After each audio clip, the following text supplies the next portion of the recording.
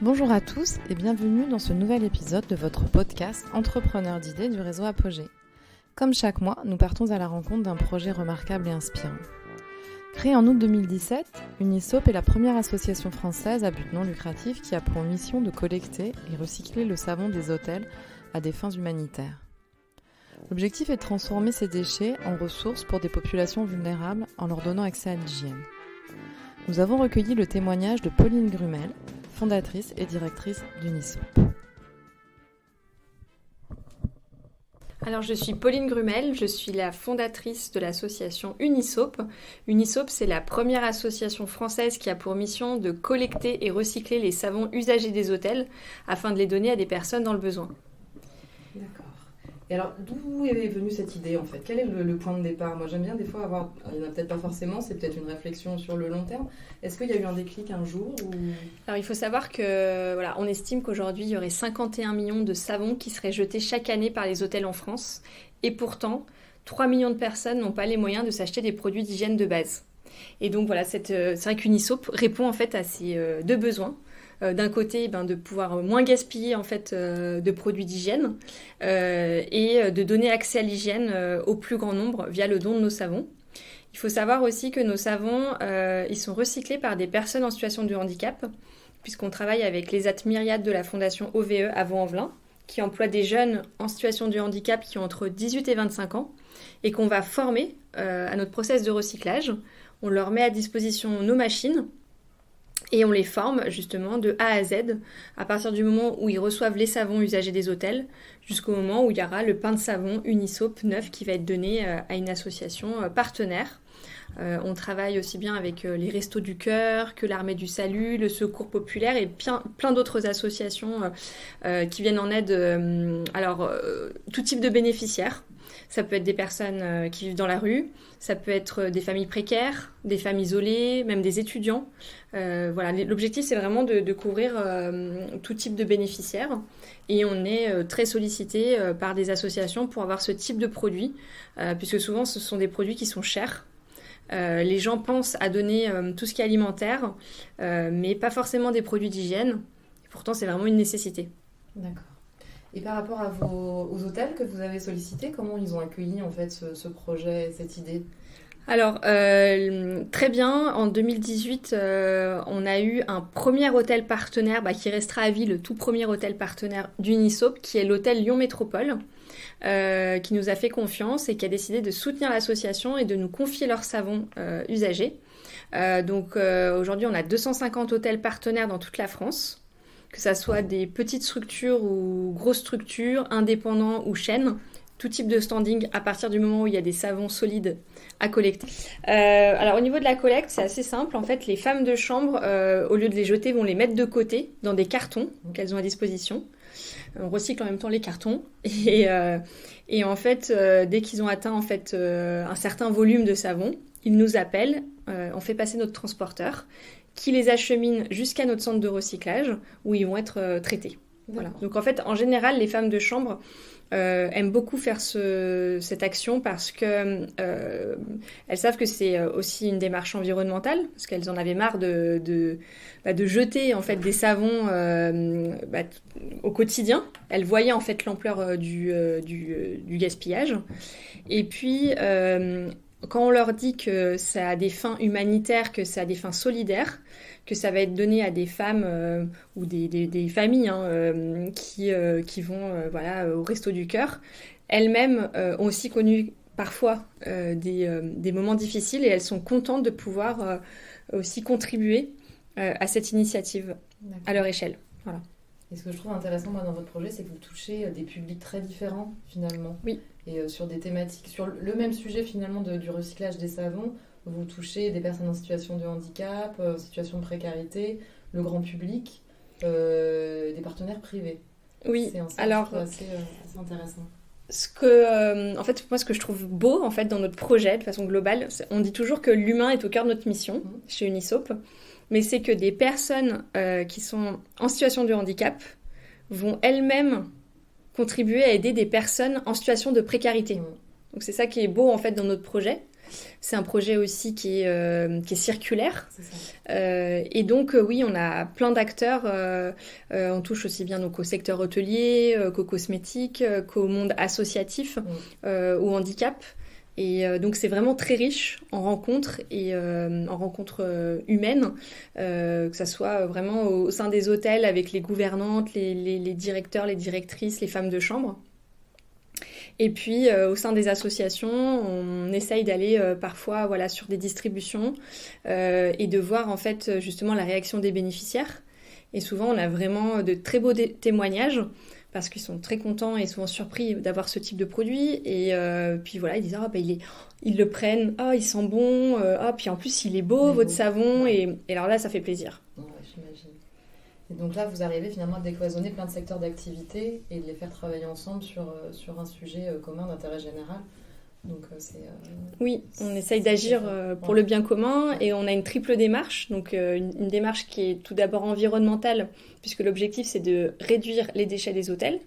On a une démarche qui est aussi donc sociale, puisqu'on travaille avec des personnes en situation de handicap. Et enfin solidaire, puisque l'objectif est de donner accès à l'hygiène aux plus démunis. Alors, par rapport à l'évolution de votre projet, redites-moi la date de création. Vous Alors, êtes une association, c'est ça? Ou vous êtes sur un autre statut? Ouais. Oui, alors Unisop, c'est une association à but non lucratif de loi 1901, créée en 2017. Ouais. Et donc là, on rentre dans notre 5e année d'activité. D'accord. Et en termes d'évolution, là, dans les prochaines années, vous envisagez d'évoluer de quelle façon? Là, vous m'avez dit 250 hôtels partenaires. Est-ce que vous avez d'autres ambitions par rapport à ces partenariats ou à votre projet? Oui, l'objectif est de consolider encore plus le modèle, d'avoir de plus en plus d'hôtels partenaires. Aujourd'hui, on en a 250. Il y a 18 000 hôtels en France, donc on a de quoi faire. De collecter encore plus de savon pour en donner encore plus. Donc voilà, on est en train de réfléchir justement, on est sur une phase de recherche et développement pour développer une nouvelle machine pour accélérer notre process de recyclage, qui est en partie aussi manuel et qui est assez long. On est en train de réfléchir aussi peut-être à avoir un deuxième lieu de production pour nos savons, toujours avec cette dimension sociale, avec un ESAT. Et puis aussi, on a été questionné par pas mal de personnes pour dupliquer le modèle sur d'autres pays. Ouais, donc ça serait magnifique d'avoir plein d'Unisop dans différents pays, de pouvoir avoir un impact encore plus fort. Ouais, voilà. Oui, parce que j'imagine que cette problématique du recyclage de savon dans les hôtels, elle est au niveau mondial. Oui. Même si on voit des fois, dans certains hôtels, maintenant, il y a du savon liquide ou des... Mais voilà, des savons en dur, on le retrouve quand même régulièrement. Oui, la plupart du temps, il y a toujours une savonnette au bord du lavabo. Tout ce qui va être liquide va concerner souvent le shampoing, le gel douche, le conditionneur. Oui, mais on a des hôtels qui, justement, à l'inverse, ont commencé à opter pour le tout solide, c'est-à-dire savon, shampoing, gel douche et conditionneur. Oui. Et en fait, on peut recycler potentiellement les 4 produits à partir du moment où c'est solide. Et ils peuvent communiquer sur le fait que c'est zéro plastique, zéro déchet. Ouais, c'est vrai. Et c'est vraiment des produits qui sont beaucoup plus écologiques que le liquide. On ne transporte pas d'eau, donc du coup une empreinte carbone plus faible. On est sur il n'y a pas de plastique, il n'y a pas d'emballage.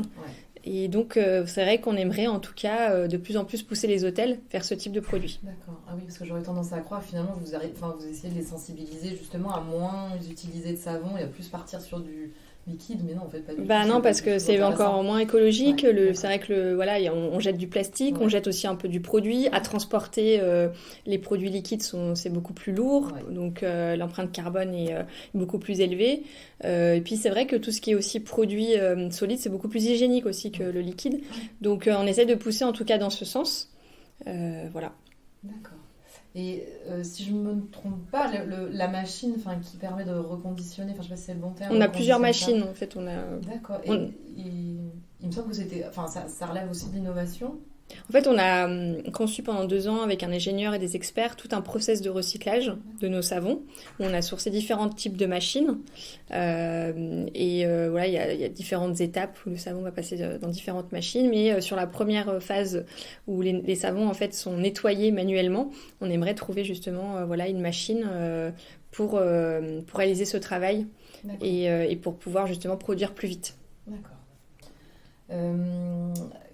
est-ce qu'on peut rajouter, alors en termes de partenariat, est-ce que vous avez des partenaires financiers ou des partenaires autres, moraux, enfin dans cette aventure, hormis les hôtels? Donc l'association est financée par du mécénat, qui est fait donc en partie par les hôtels partenaires. Chaque hôtel partenaire fait un don à l'association. On a des fondations qui nous soutiennent. L'année dernière, on a eu notamment la fondation EDF, Malakoff, Apicil, voilà, et d'autres. Et puis on a aussi des entreprises qui nous soutiennent sur en général minimum 3 ans. C'était le cas de la société IJUP, IDEX. Et puis on a aussi des dons de particuliers qui sont faits soit via des plateformes où on peut donner, soit directement sur notre site web avec Helloasso. Donc voilà, il y a plein de façons en tout cas de pouvoir soutenir notre association. D'accord. Et si on revient sur le modèle économique... Et on vient d'être référencé avec le 1% for the Planet. Donc on a des sociétés qui nous donnent 1% de leur chiffre d'affaires à l'association Unisop. Il faut avoir un critère environnemental en fait, pour être référencé en fait, sur le 1%. D'accord. Je reviens sur le modèle économique. Oui. Donc là, pour l'instant, donc c'est plus sous forme effectivement de dons, de subventions, de mécénat. Est-ce que vous pensez évoluer autrement par la suite au niveau économique ou pas forcément? On réfléchit à d'autres projets, de diversifier en fait les sources de revenus de l'association pour avoir un modèle économique qui soit pérenne. D'accord. Est-ce que vous pouvez m'évoquer les problématiques liées à ce projet? Quelles sont les plus grosses problématiques que vous rencontrez finalement dans la mise en place de tout ça? Alors, on a des problématiques, on va dire. Il y a eu on a quand même rencontré 2 ans de pandémie, Covid. Donc, c'est vrai que nous, quand on s'est créé, on a commencé notre activité en 2018. Et, on a tout de suite été confrontés en fait à la pandémie, à la fermeture des hôtels. Voilà, heureusement, on avait déjà quand même beaucoup collecté de savon sur 2018 et 2019, on n'a pas été en manque de matières premières. Mais voilà, on est content que là, en 2022, ça y est, on sent vraiment que on touche du bois, mais qu'a priori les hôtels, voilà, les clients reviennent dans les hôtels, que c'est réouvert, qu'il y a à nouveau des clients et qu'il y a plein d'hôtels depuis janvier qui nous contactent, avec qui je crois qu'on a dû avoir au moins une 50aine de nouveaux partenaires depuis le début de l'année, donc c'est super. On voit qu'il y a une vraie prise de conscience que malgré la crise, ils ont envie justement d'avoir ces actions éco-responsables. La première problématique qu'on a rencontrée, forcément, c'était la pandémie, mais finalement, on s'en est bien tiré parce qu'on avait du savon et que ça nous a permis aussi de travailler sur notre process de recyclage, de former les jeunes et de faire toute la mise en place en fait, au sein de l'atelier de production. Et puis, je dirais oui, tout ce qu'on peut rencontrer, c'est par exemple tout ce qui est réglementation liée aux cosmétiques, puisque la réglementation n'a pas été faite pour le recyclage, ça n'existait pas, mais pour les fabricants.